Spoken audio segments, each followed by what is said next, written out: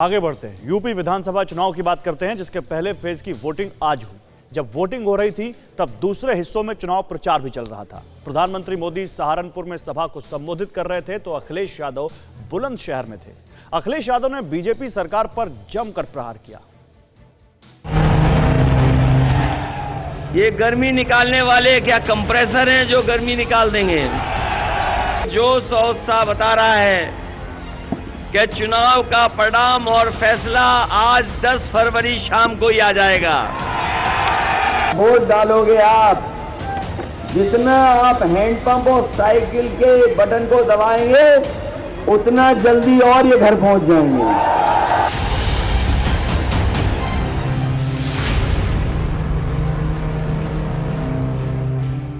जब पहले फेज के लिए वोटिंग हो रही थी, जब लोग पश्चिमी उत्तर प्रदेश में कतारबद्ध खड़े होकर वोट डाल रहे थे, तब दोपहरी में अखिलेश यादव के शब्द ज्वाला बनकर सत्ताधारी पार्टी पर बरस रहे थे। बुलंदशहर में जयंत चौधरी के साथ खड़े समाजवादी नेता आक्रामक अंदाज में बीजेपी पर प्रहार कर रहे थे। मुख्यमंत्री योगी आदित्यनाथ के साथ साथ प्रधानमंत्री मोदी पर भी नश्तर चला रहे थे। इनके छोटे नेता छोटा झूठ बोलते हैं, उनसे बड़ा नेता बड़ा झूठ बोलता है, और जो सबसे बड़ा नेता है वो सबसे बड़ा झूठ बोलता है। ये डबल इंजन की सरकार जब से आई है तब से डबल भ्रष्टाचार हो गया है। इस धूप की खबर दिल्ली तक जा रही है। 5 साल की बीजेपी सरकार की नाकामी को सीढ़ी बनाकर अखिलेश यादव एड़ी चोटी का जोर लगा चुके हैं। समाजवादी मुखिया ने किसानों को हथियार बनाकर योगी सरकार पर प्रहार किया। किसानों से किसानों के दिन बदलने का कुछ यूं वादा किया। किसानों के भुगतान के लिए उन्हें कभी धरने पर नहीं बैठना पड़ेगा और 15 दिन के अंदर उनका भुगतान कराने का काम हम लोग मिलकर के करेंगे। फार्मर्स कॉर्पस फंड बना करके किसानों को उनका समय पर भुगतान करेंगे। अरे मुंशीराम पाजी जो आरएलडी के प्रत्याशी हैं। अखिलेश यादव बुलंदशहर में आत्मविश्वास से लबालब थे। इस बीच लखीमपुर खीरी कांड के आरोपी आशीष मिश्रा को अदालत से जमानत मिल गई। अखिलेश ने इस पर भी तंज किया, खबरदार रहना, जुल्मी हुकूमत की सियासत से उनके पाले पोसे बाहर आ रहे हैं हिरासत से। बीजेपी को चौतरफा घेरने में जुटे अखिलेश जबरदस्त जीत के साथ 5 कालिदास मार्ग तक पहुंचने के लिए आश्वस्त दिख रहे थे। उन्होंने समाजवादी सरकार बनने का दावा किया।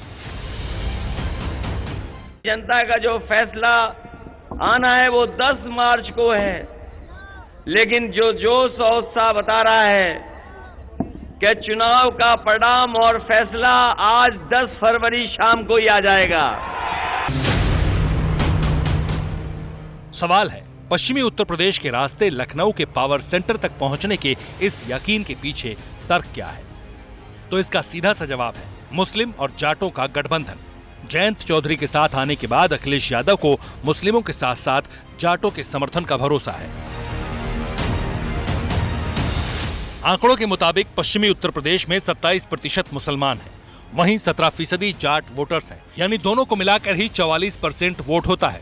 2012 में वेस्ट यूपी की 136 सीटों में से सबसे ज्यादा 58 सीटें जीतकर समाजवादी पार्टी ने सरकार बनाई थी। लेकिन 2013 के मुजफ्फरनगर दंगे के बाद स्थिति बदल गई। 2017 के विधानसभा चुनाव में बीजेपी को सत्ता दिलाने में पश्चिमी यूपी की मुख्य भूमिका थी, क्योंकि यहां विधानसभा की 136 में से 109 सीटें बीजेपी ने जीती थी। लेकिन इस बार अखिलेश यादव को लग रहा है कि बीजेपी से किसान नाराज हैं। उन्हें लग रहा है कि किसान आंदोलन की वजह से जाट मुस्लिमों में एकता हो सकती है। जयंत चौधरी के कारण जाट वोट गठबंधन के साथ आ सकता है।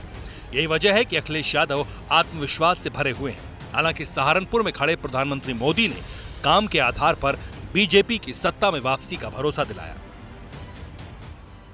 इस क्षेत्र के लोगों ने ठान लिया है,